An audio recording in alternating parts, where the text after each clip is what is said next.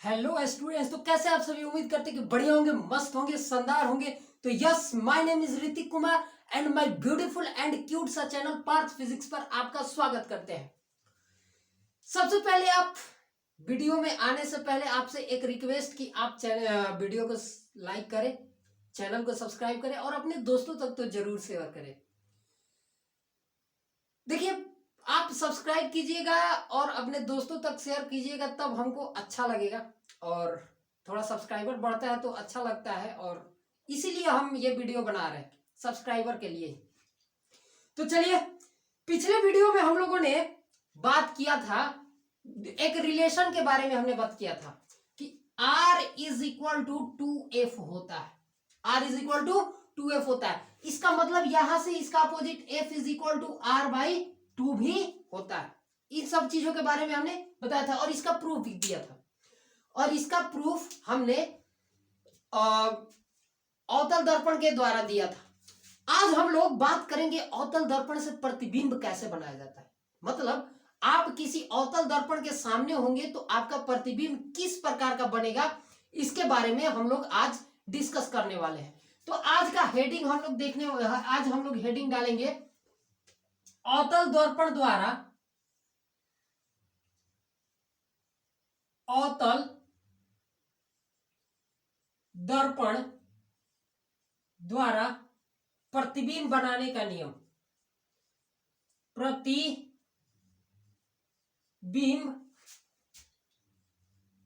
बनाने का नियम। अब सुनिए ध्यान से, अवतल दर्पण द्वारा प्रतिबिंब बनाने का नियम 4 है। कितना है? 4। और इसमें से ये 4 सिर्फ और सिर्फ अवतल दर्पण के प्रतिबिंब में लागू नहीं होगा, ये 4 प्रतिबिंब आपके उत्तल दर्पण में भी लागू होगा। तो इससे ये यानी कि ये इंपॉर्टेंट है कि मूल रूप से आपको प्रतिबिंब बनाने का ये 4 नियम, और ये 4 नियम सिर्फ और सिर्फ यहाँ पे नाम लिखे हैं अवतल, लेकिन रियलिटी ये है कि ये 4 नियम सिर्फ और सिर्फ अवतल के लिए लागू नहीं होगा, उत्तल के लिए भी लागू होने वाला है।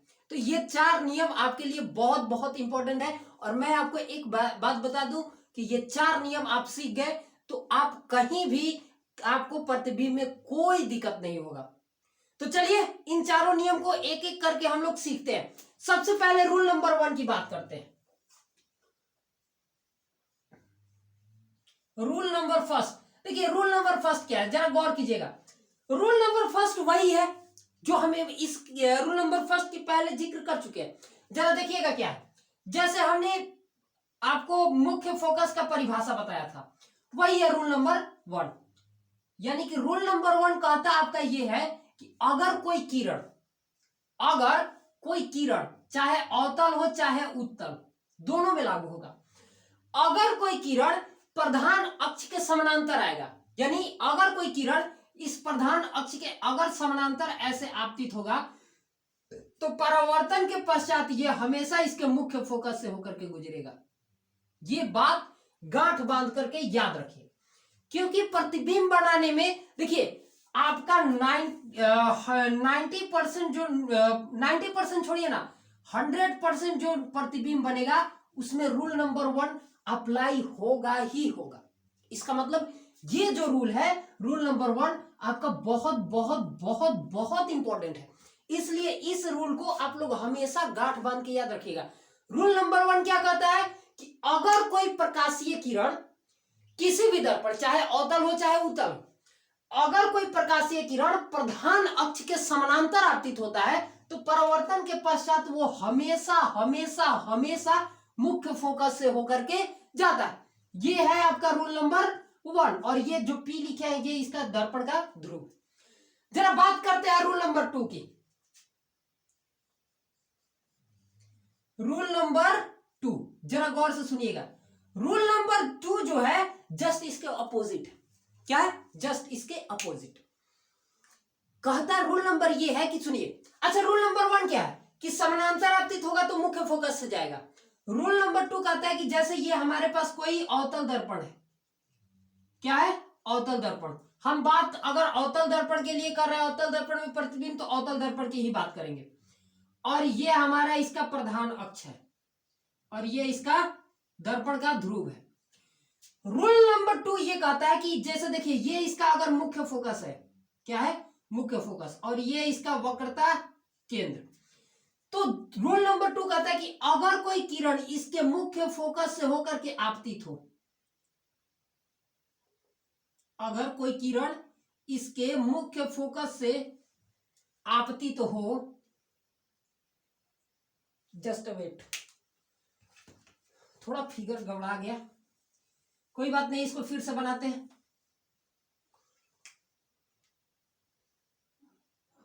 ये इसका प्रधान अक्ष, और यहां से यानी कि कोई किरण इसके मुख्य फोकस से अगर आपतित हुआ, यानी कि कोई प्रकाशीय किरण दर्पण की सतह पर अगर मुख्य फोकस से आपतित होता है, तो परावर्तन के बाद वो हमेशा हमेशा हमेशा इस प्रधान अक्ष के समानांतर हो जाता है। क्या हो जाता है? प्रधान अक्ष के समानांतर होता है। जैसे यहां से ये प्रकाशीय किरण समानांतर आया, सॉरी मुख्य फोकस है, और ये इसका वक्रता केंद्र, तो ये परावर्तन के पश्चात ऐसे निकल जाएगा, यानी कि ये परावर्तन तो होगा, और परावर्तन के बाद ये किरण क्या हो जाएगा? इस प्रधान अक्ष के समानांतर हो जाएगा। और ये है हमारा रूल नंबर 2, यानी कि रूल नंबर 1 और रूल नंबर 2 एक दूसरे का उल्टा।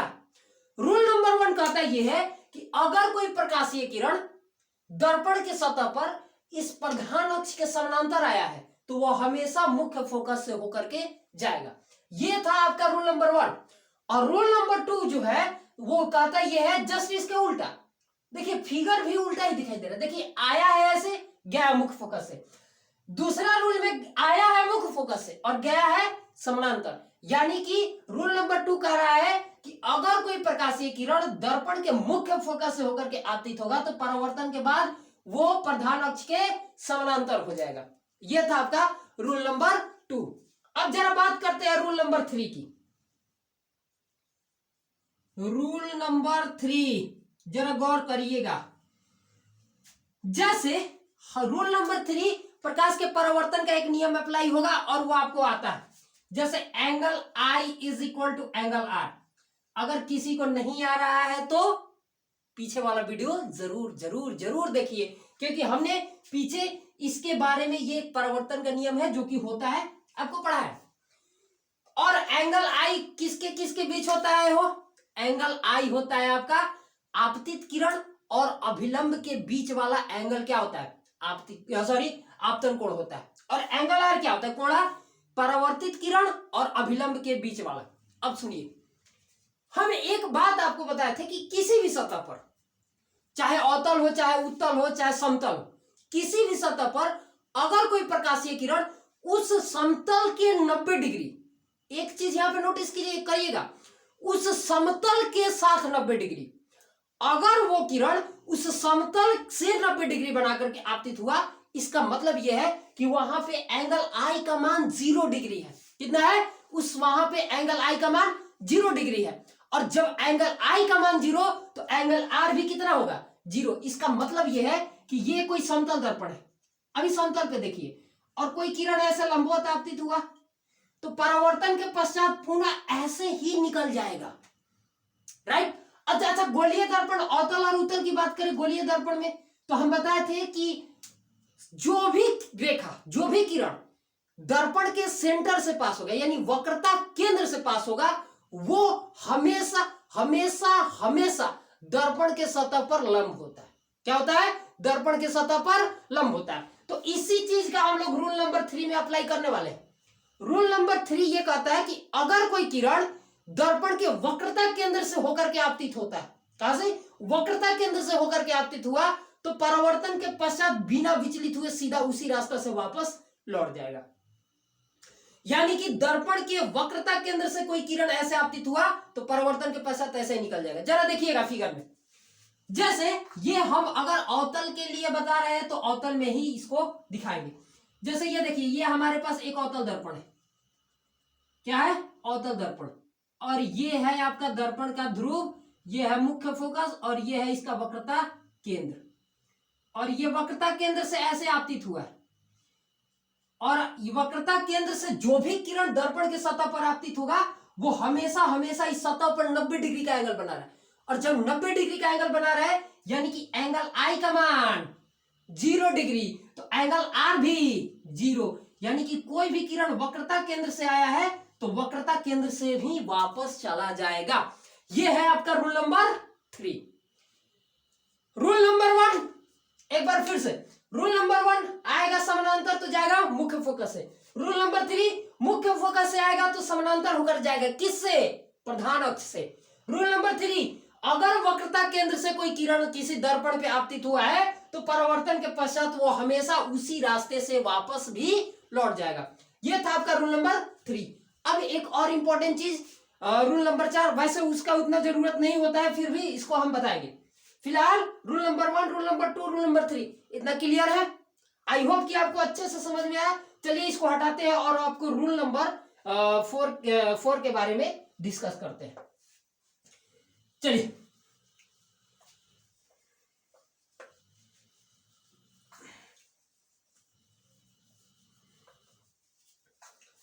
रूल नंबर 4,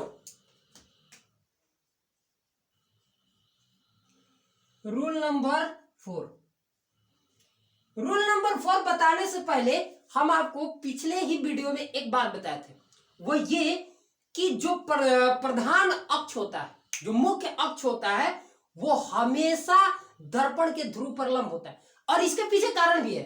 जैसे जैसे ध्यान सुनिएगा, ये हमारे पास एक अवतल दर्पण है, ये अवतल चाहे उत्तल दोनों के लिए बात लागू होगा।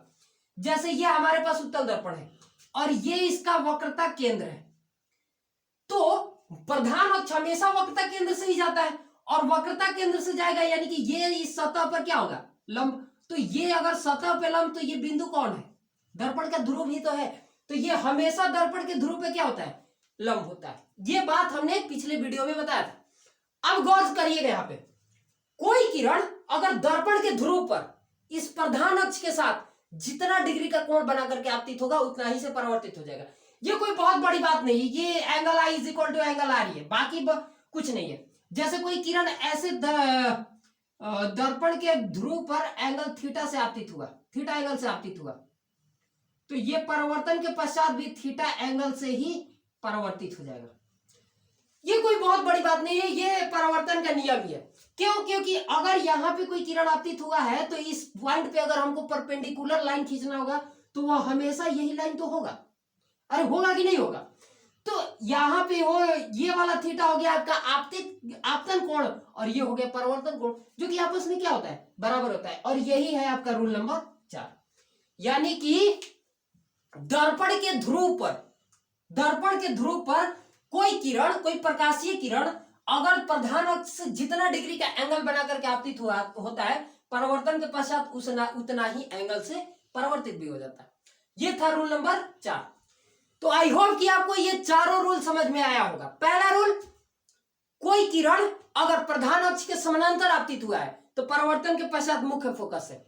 दूसरा, जस्ट इसके उल्टा, अगर कोई प्रकाशीय किरण दर्पण के मुख्य फोकस से होकर के दर्पण के सतह पर आपतित हुआ है तो परावर्तन के पश्चात इस प्रधान अक्ष के समानांतर हो जाएगा।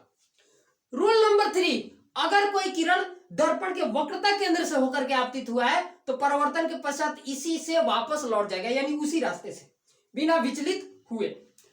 और रूल नंबर 4 है आपका कि कोई किरण अगर दर्पण के ध्रुव पर जितना डिग्री के एंगल बना करके आपतित हुआ उतना ही डिग्री के एंगल से वापस भी चला जाएगा।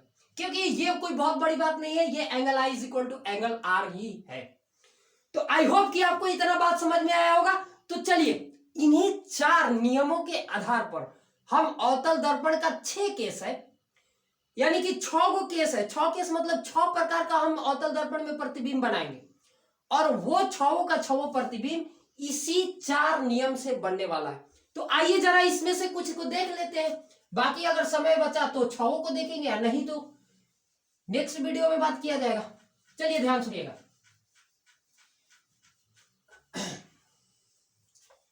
चलिए तो अगला हेडिंग होने वाला है आपका अवतल दर्पण द्वारा प्रतिबिंब का वर्णना। हेडिंग डालिएगा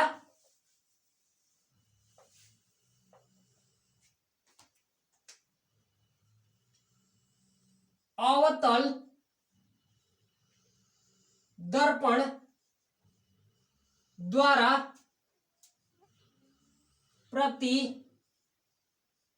प्रतिबिंब का बनना। चलिए सबसे पहले 6 केस है, 6 प्रकार का प्रतिबिंब बनाना सिखाएंगे और 6 का 6 इन्हीं 4 नियमों का अप्लाई करके हम बताएंगे। देखिए सबसे इंपॉर्टेंट चीज ये है कि बच्चे लोग ये 4 को नियम तो पढ़ लेते हैं, ये चारों नियम पढ़ के समझ लेते हैं, हाँ ऐसा ऐसा होता है, लेकिन जब उनको प्रतिबिंब बनाने के दिया जाता है तो वो प्रतिबिंब नहीं बना पाते।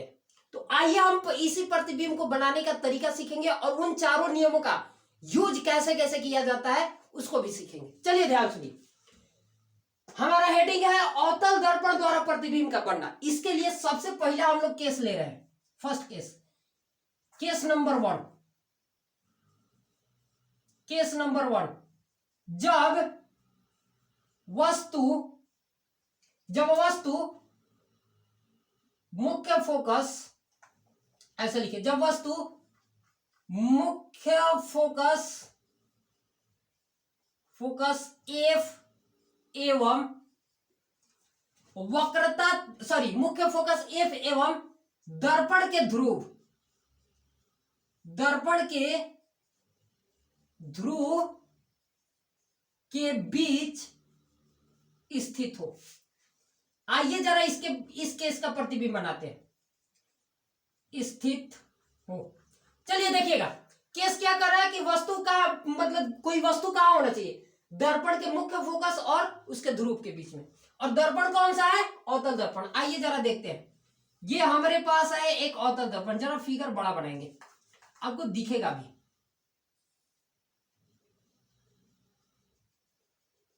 ये हो गया हमारा अवतल दर्पण और ये इसका हो गया प्रधान अक्ष और ये हो गया दर्पण का ध्रुव। अगर ये दर्पण का ध्रुव तो ये हो गया इसका मुख्य फोकस और ये इसका हो गया वक्रता केंद्र। अब सुनिएगा, वस्तु को रखा कहा गया है दर्पण के मुख्य फोकस और देखिए यही वस्तु है, ये क्या है, ये वस्तु है और इसको रखा कहा गया है दर्पण के ध्रुव और मुख्य फोकस के बीच में। आइए अब इसके प्रतिबिंब को बनाने का हम लोग तरीका सीखते हैं। सबसे पहले रूल नंबर 1 क्या कहता है प्रतिबिंब बनाने के लिए, देखिए उसका यूज करेंगे। कोई भी किरण अगर दर्पण के समानांतर दर्पण के प्रधान अक्ष के समानांतर आपतित होगा तो मुख्य फोकस से होकर के जाएगा। इस नियम को जरा लगाइए। इस नियम को लगाने के लिए देखिए, ये जो वस्तु हम बनाए हैं, इस वस्तु का एरो आपको सबसे ऊपर दिखाई दे रहा हो, एरो का निशान, तीर का निशान। तो जहां पे तीर का निशान दिखाई दे रहा ना, वहां से एक समानांतर किरण आपतित करा दीजिए। ऐसे जैसे ही आप इसको समानांतर किरण ऐसे आपतित कराएंगे तो ये परावर्तन के पश्चात मुख्य फोकस से होकर के निकलेगा, ऐसे निकलेगा। यानी कि ये हो गया आपका एक किरण जो कि परावर्तन के पश्चात कैसे निकल गया, मुख्य फोकस से। और परावर्तन के पश्चात मुख्य फोकस से क्यों निकला है, क्योंकि ये प्रधान अक्ष के समानांतर आपतित हुआ है। रूल नंबर 2 नहीं, रूल नंबर 3 की बात करते हैं। देखिए ज्यादातर 90% आपका जो क्वेश्चन है ना प्रतिबिंब, वो rule number 1 and rule number 3 से बन जाएगा। रूल नंबर 2 कहीं कहीं जरूरत पड़ेगा और रूल नंबर 4 भी कहीं कहीं, लेकिन 90% ये वाला और ये वाला, यानी कि ये केस यानी कि समानांतर आपतित होगा तो मुख्य फोकस से, और रूल नंबर 3 वक्रता केंद्र से जाएगा तो वक्रता केंद्र से वापस भी लौट जाएगा। चलिए ध्यान से सुनिएगा, तो यहां भी हम रूल नंबर 3 का अप्लाई करने वाले हैं। ये जो है ना, इससे मिला करके इसके जो ये शीर्ष है यानी कि जो एरो वाला है उससे लेकर के इस वक्रता केंद्र से एक किरण मिला दीजिए, ऐसे और इसको ऐसे ले जाइए। जरा देखिए तो क्या ये रियल दुनिया में कहीं कटने वाला है? मेरे ख्याल से तो नहीं कटने वाला। क्यों? क्योंकि आप देख पा रहे होंगे तो ये दोनों किरणें एक दूसरे से फैलते हुई जा रही है। क्या ये दोनों किरणें एक दूसरे से फैलते हुई जा रही है? तो रियल दुनिया में तो कभी संभव ही नहीं है, यानी कि वास्तव में तो ये सब कभी संभव नहीं है। कितना भी पीछे बढ़ाए इनके बीच दूरियां बढ़ती जा रही है, तो ये तो इधर तो कभी काटेगा नहीं। अब नहीं काटेगा तो इन दोनों को पीछे एक्सटेंड कीजिए, आराम से पीछे बढ़ाइए। ये किरण बढ़ा ऐसे और ये किरण बढ़ा ऐसे, और जरा देखिए ये दोनों यहां पे एक दूसरे को इंटरसेक्ट किया। यानी कि यहां पे ये दोनों किरणें एक दूसरे को काटा, इसका मतलब इसका प्रतिबिंब यहां पे बना है। और सबसे इंपॉर्टेंट चीज यहां पे देखिए, तो ये रियल में नहीं कट रहा, यानी कि ये रियल दुनिया में तो कहीं कट नहीं रहा। तो जब रियल दुनिया में कट नहीं रहा तो क्या इसका प्रतिबिंब रियल बनेगा, यानी वास्तविक बनेगा? तो नहीं। क्या बनेगा? देखिए, रियल में नहीं कट रहा है, काल्पनिक में कट रहा है। कल्पना में जस्ट इमेजिन कि इसको पीछे बढ़ाया है तो यहाँ पे ऐसा लग रहा है कि कटेगा, इसलिए इसका प्रतिबिंब ऐसा लग रहा है कि यहाँ बनेगा। इसका मतलब इसका प्रतिबिंब यहाँ पे क्या है? काल्पनिक। तो यहाँ पे लिखिएगा, जब वस्तु मुख्य फोकस एवं दर्पण के ध्रुव के बीच स्थित हो तो उसका प्रतिबिंब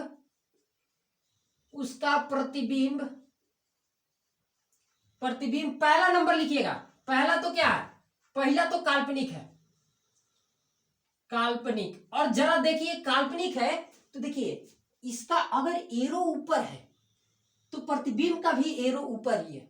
इसका मतलब आपको बता भी थे, काल्पनिक प्रतिबिंब हमेशा सीधा होता है। मतलब ये काल्पनिक, अगर हम यहां पे खड़े होते ऐसे नॉर्मल, तो हमारा जो सर है वो हमेशा ऊपर ही रहता और हमारा जो पैर है वो हमेशा नीचे ही रहता। इसका मतलब काल्पनिक है और दिखाई भी दे रहा है सीधा है। जरा इसको भी लिखिए, काल्पनिक एवं सीधा। काल्पनिक कॉमा सीधा लिखिए, एवं बात नहीं हटा दीजिए, काल्पनिक एवं सीधा। जरा दूसरे पॉइंट की बात करें, देखिए तो ये वस्तु इतना छोटा है, प्रतिबिंब कितना बड़ा बन रहा है। समझ में आ रहा है कि नहीं आ रहा है? वस्तु छोटा है लेकिन प्रतिबिंब बड़ा बन रहा है। तो हम यहां पे दूसरा लिखेंगे कि प्रतिबिंब जो है वस्तु से बड़ा बनेगा, वस्तु से बड़ा बनेगा।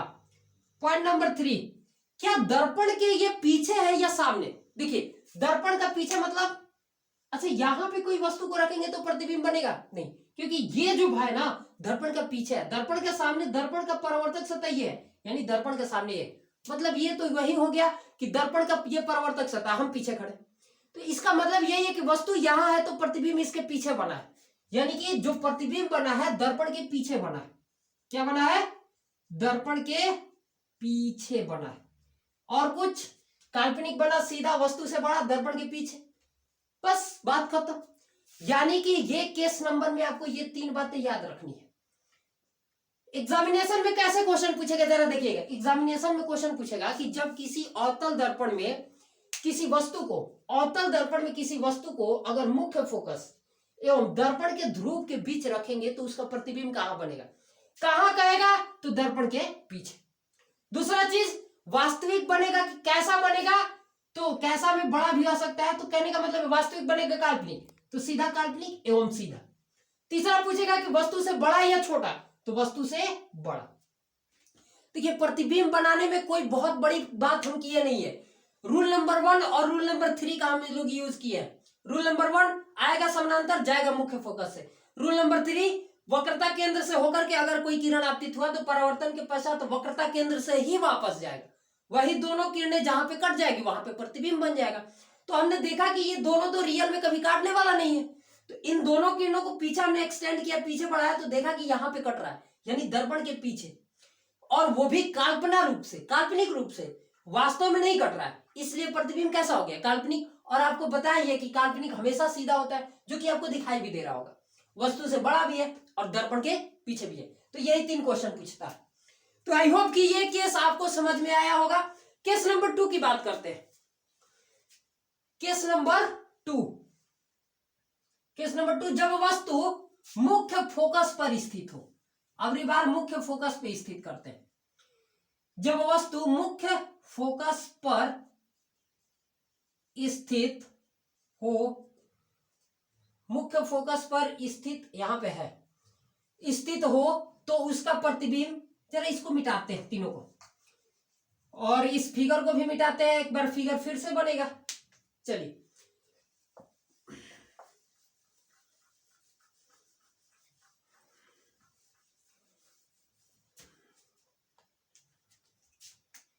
ये है आपका उत्तल दर्पण, सॉरी अवतल दर्पण,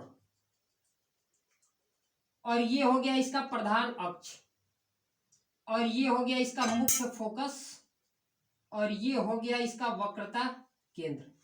वस्तु को अभी कहां रखे हैं, मुख्य फोकस पे रखे हैं, तो जरा रखिएगा इसको मुख्य फोकस पे।